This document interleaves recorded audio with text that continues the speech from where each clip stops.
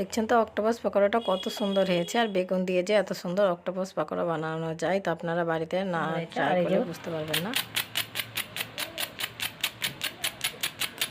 কত মুচমুচে হয়েছে। তো আজকে আমি অক্টোপাস পকোড়া বানাবার জন্য এখানে আমি 4 পিস ফ্রেশ বেগুন নিয়েছি। তো বেগুনগুলো খুব ভালো করে ওয়াশ করে নিয়েছি। আর এরকম মিহি মিহি বেগুনগুলো নেবেন, তাহলে অক্টোপাস পকোড়াটা খুব সুন্দর হবে। তো বেগুনগুলোকে আমি খুব ভালো করে ছিলে নেব। তো এই যে আমি বেগুনটাকে খুব ভালো করে পরিষ্কার করে ছিলে নিয়েছি।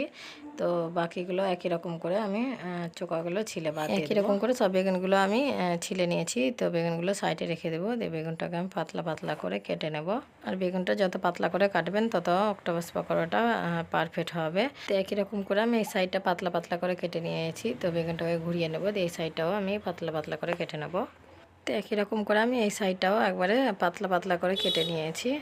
আর দেখছেন তো কত সুন্দর হয়েছে, একেবারে অক্টোপাসের মতো লাগছে। তো একই রকম করে আমি বাকিগুলোও কেটে নেব।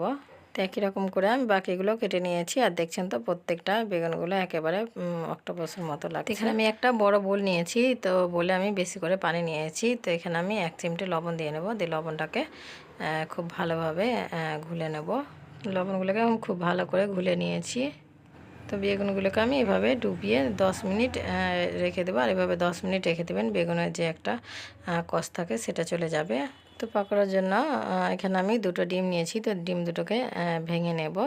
আর আমার চ্যানেলে নতুন বন্ধু হলে প্লিজ আমার চ্যানেলটাকে সাবস্ক্রাইব করবেন, লাইক করবেন, কমেন্ট করবেন। কেননা আপনাদের একটা লাইক কমেন্টই আমাকে ভিডিও করতে মোটিভেট করবে।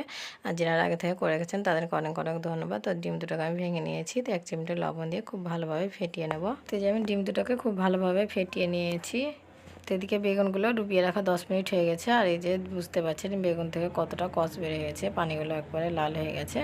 তো এখানে আমি একটা রুমাল নিয়েছি। তো রুমালের উপরে রেখে দেবো, এক্সট্রা যেটা পানি থাকবে সেটা ঝরে যাবে। তো অক্টোপাস পকোড়ার জন্য এখানে আমি কিছুটা ময়দা নিয়েছি। তো প্রায় 100 গ্রাম ময়দা নিয়েছি। তো এখানে স্বাদ মতো লবণ দিয়ে নেব।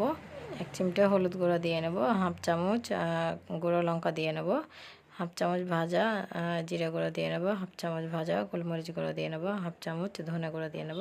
হাফ চামচ বিট লবণ দিয়ে নেব। আর এখানে হাফ চামচ চাট মশলা দিয়ে নেব। দিয়ে খুব ভালোভাবে ময়দার মশলাগুলো খুব ভালো করে মিশিয়ে নেব। মশলাগুলো আমি খুব ভালোভাবে মিশিয়ে নিয়েছি। তো এখানে আমি কিছুটা ব্রেড ক্রাম্বস নিয়েছি। পাউরুটিকে কড়া করে আমি মিক্সি জারে গুঁড়া করে নিয়েছি। তো পকোড়াগুলো বানিয়ে নেব। তো প্রথমে আমি শুকনো ময়দাতে বেগুনগুলো পোট করে নেব। আর এভাবে খুব ভালোভাবে পোট করে নেবেন, তাহলে এইটা পকোড়াটা খুব সুন্দর হবে আর অনেক ক্রিস্পি হবে। তো এই যে আমি ময়দার সঙ্গে খুব ভালোভাবে বেগুনগুলো পোট করে নিয়েছি। তো ডিমে খুব ভালো করে চুবিয়ে নেব। আর এইভাবে ডিমে খুব ভালো করে চুবিয়ে নেবেন। তো এই যে আমি খুব ভালো করে ডিমে চুবিয়ে নিয়েছি।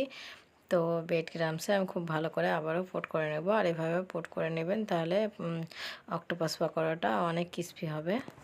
তো এই যে আমি ব্রেড ক্রাম্বসে খুব ভালোভাবে পোট করে নিয়েছি। তো একই রকম করে বাকিগুলো আমি পোট করে নিয়েছি। তো পকোড়াগুলো ভেজে নেব। তো ভাজার জন্য আমি গ্যাস অন করে দিয়েছি, একটা ফ্রাইং প্যান বসিয়ে দিয়েছি। আর পরিমাণ মতো সাদা তেল দিয়ে নিয়েছি। তো তেলটা আমার গরম হয়ে গেছে। তো একটা করে আমি অক্টোপাস পকোড়াগুলো দিয়ে নেব। আর চুলার ফ্লেমটা মিডিয়ামে রেখে আমি উল্টে পাল্টে ভেজে নেব। আর এভাবে বারবার উল্টে পাল্টে ভেজে নেবেন, তাহলে এইটা পকোড়াটা অনেক ক্রিস্পি হবে। চুলার ফ্লেমটা মিডিয়ামে রেখে পকোড়াটা ভাজবেন, নইলে ওপরটা লাল হয়ে যাবে আর ভিতরে বেগুনগুলো একেবারে কাঁচা হয়ে থেকে যাবে। তো এই পকোড়াটা একটু ভালো হবে না। তো বারবার উল্টে পাল্টে আর চুলার ফ্লেমটা মিডিয়ামে রেখে আমি সময় নিয়ে উল্টে পাল্টে ভেজে নিয়েছি। তো তুলে নেব। আর দেখছেন তো পকোড়াটা কত সুন্দর হয়েছে। তো একই রকম করে বাকিগুলো আমি ভেজে নেব। তো একই রকম করে আমি বাকিগুলো ভেজে নিয়েছি আর একটা বড় প্লেটে তুলে নিয়েছি। আর দেখছেন তো অক্টোপাস পকোড়াটা কত সুন্দর হয়েছে আর কত লোভনীয়। এই যে পকোড়াগুলো দেখছেন তো কত সুন্দর হয়েছে। আর এই যে কত মুচমুচে হয়েছে। আর এই যে ভিতরটা দেখছেন তো কত সুন্দরভাবে সিদ্ধ হয়ে গেছে।